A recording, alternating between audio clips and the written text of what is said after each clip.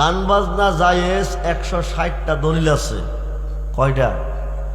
আরে কয়টা কয় কেন? জেলদারোগা বলতেছে, হুজুর আপনি এত বড় একজন ইমাম, ইমাম আজম আবু হানিফা, আপনি কেন একজন বাউল শিল্পীর পক্ষে আসলেন, নবীর প্রেমিকের পক্ষে, গানের গানাদারের পক্ষে আসলেন? ইমাম আজম আবু হানিফা বলতেছে, আমি দৈনিক আল্লাহর সাথে 99 বার কথা বলেছি, কিন্তু আমি আমার নবীকে একদিন সরাসরি দেখি নাই। আজকে ইমাম, ওই লোকটা যতক্ষণ গান গাইতো আমি বাহিরে দাঁড়িয়ে দাঁড়িয়ে শুনতাম, ততক্ষণ দেখতাম আমার নবীজি আমার সামনে। আজকে ওনার শান আমি শুনি নাই, আমি নবীকে দেখতে পারি নাই। বন্ধুরে বন্ধুরে, জেলদারোগা বলেন, উমর নামে যত জেলি আছে সব খালাস। সুবহানাল্লাহ বলে দেখিয়া আল্লাহ নবী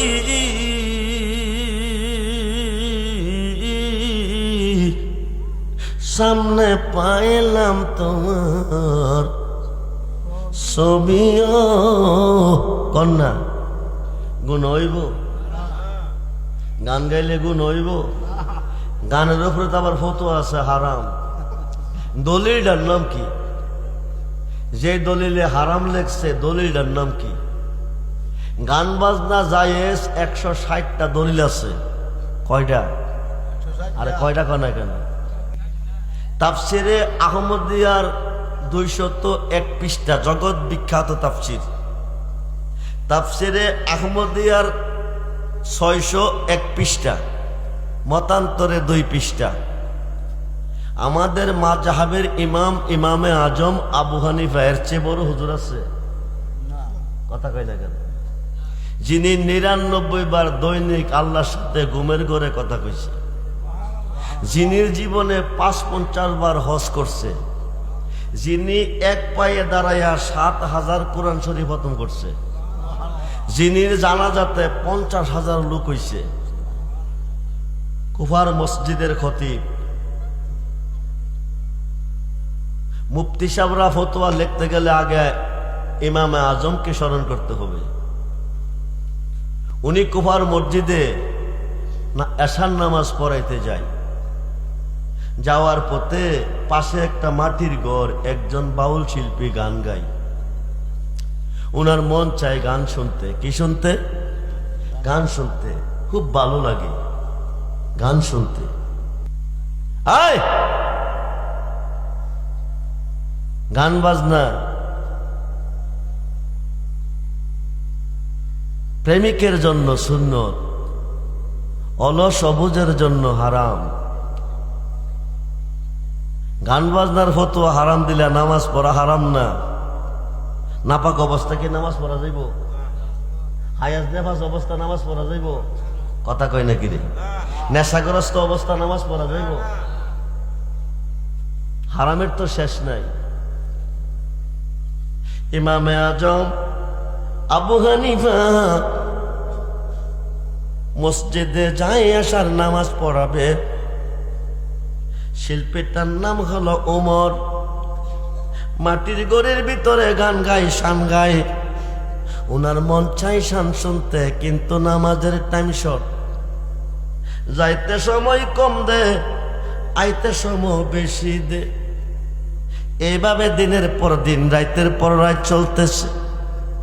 একদিন যাইতে গান শুনে গেছে, আইতে বেশি সময় দিবে। আসার সময় শুনতেছে এই ঘরের মধ্যে ছোট্ট ছোট্ট শিশু বাচ্চা একজন মহিলা কাঁদতেছে। ইমামে আজম আবু হানিফা দরজার মধ্যে টোকা দিছে। মেয়েটা ডাক দেখো, কে বাবাজি আপনি কে? আমি ইমামে আজম আবু হানিফা। মা দরজাটা একটু খুলছে। কাঁদেন কেন? কুপার জেলখানার জেলদারোগা পুলিশ পাঠাইয়া আমার স্বামী নবীজির শান গায়, এই কারণে তারে গ্রেফতার করে নিয়ে গেছে। ইমামে আজম আবু হানিফা বাসায় গেলেন না, ডাইরেক্ট জেলখানায় গেছে। জেলদারোগারে রাখাই আনছে। আইনাকো কিছুক্ষণ আগে উমর নামে একজন বাউল শিল্পীকে, নবীর প্রেমিককে তোমার পুলিশে গ্রেফতার করে আনছে। উনি কোন রুমে আছে, ওনাকে আমার কাছে আনো। জেল দারোগা বলতেছে, হুজুর আপনি এত বড় একজন ইমাম, ইমাম আজম আবু হানিফা, আপনি কেন একজন বাউল শিল্পীর পক্ষে আসলেন?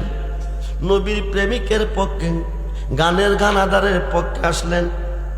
ইমাম আজম আবু হানিফা বলতেছে, আমি দৈনিক আল্লাহর সাথে ৯৯ বার কথা বলেছি, কিন্তু আমি আমার নবীকে একদিন সরাসরি দেখি নাই।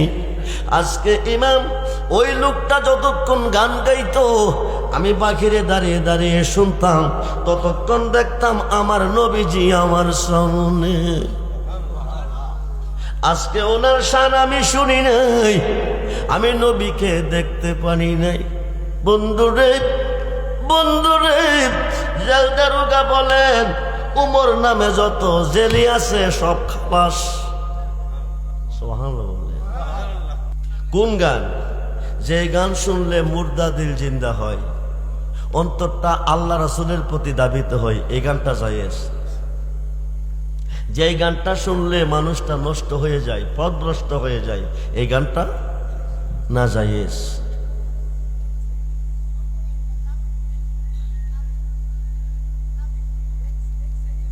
খুঁজতে গিয়া আল্লাহ নবী সামনে পাইলাম তোমার সবেও, আরে আমার যত সবই তোমার, আমার যত সবই তোমার, আমার বলতে কিছু নাই দয়াল আমার। যারা বায়াত হয়েছেন তাদের জন্য এই ওয়াজটা একান্ত প্রয়োজন, গুরুত্বপূর্ণ বিষয়। খুঁজতে গিয়া আল্লাহ নবী সামনে পাইলাম তোমার ছবি। তুমি কেডা? মুর্শিদ। রুমি কয়, মুর্শিদ বেনে খুদা মিলে না, তোমরা জানো না, মুর্শিদ বেনে খুদা মিলে না। মুর্শিদেরই খেদমত গো করলে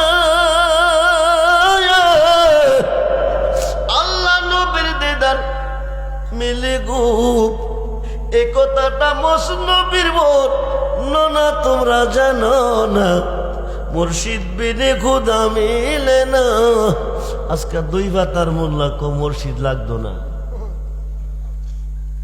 2 ভাতার মোল্লা 3 ভাতার মোল্লা না, কো মুর্শিদ বলে লাগতো না। হাই খাই এই কো যা করে আল্লাহ করব, মুর্শিদে করব কি? এই মোল্লা আল্লাহ না করলে মুর্শিদে করব। সুবহানাল্লাহ বলেন। আল্লাহ না করলে নবী করব, আল্লাহ না করলে ওলি করব, আল্লাহ না করলে ফিরে করব। এই দেশে ওয়াজ করলে রাত কোলাইতো না, রাত্র অনেক হয়ে গেছে। খুব মনোযোগ।